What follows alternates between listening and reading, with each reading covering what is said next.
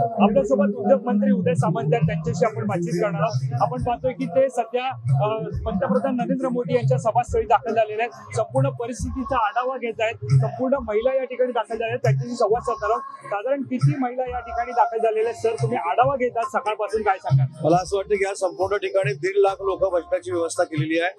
त्याच्यामध्ये 1 लाख या महिला असतील, कारण महिला सक्षमीकरणाचा शुभारंभ आज होतोय आणि महाराष्ट्राच्या आणि देशाच्या दृष्टीनं अतिशय महत्वाचा असा हा कार्यक्रम आहे आणि मला मी भाग्यवान समजतो की मी या जिल्ह्याचा पालकमंत्री आहे आणि या जिल्ह्यामध्ये हा कार्यक्रम होतो।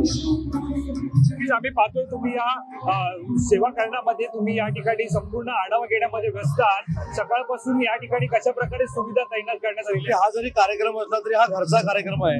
आमच्या कुटुंबातली सगळी लोक आली, त्यांना हवं नको काय बघणं ही छोटी शासन म्हणून आमची जबाबदारी आहे। एक शेवटचा प्रश्न आहे की तुम्ही आम्हाला व्यस्त पाहायला मिळतात, परंतु आता इकडे पंतप्रधान येणार आहेत, राखीव सुविधा सुद्धा आरोग्य व्यवस्था या ठिकाणी तैनात आहे, कशा प्रकारे काम चालू आहे, काय सांगाल? अतिशय चांगलं सुनियोजन चालू आहे, प्रशासन काम करतंय, पोलीस अधिकारी काम करतायत, कार्यक्रम अतिशय चांगला होईल।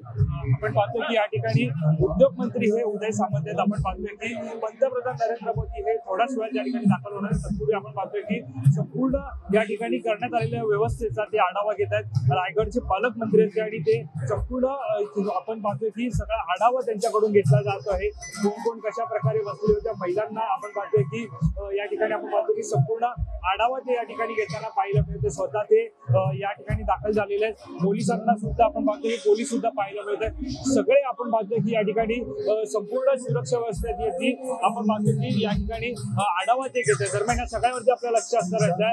या संदर्भातील अधिक माहिती जाणून घेण्यासाठी तुम्ही मायमहानगर.com लॉग करा, आपलं Facebook page, Twitter page like करा, मायमहानगर सबस्क्राईब करा।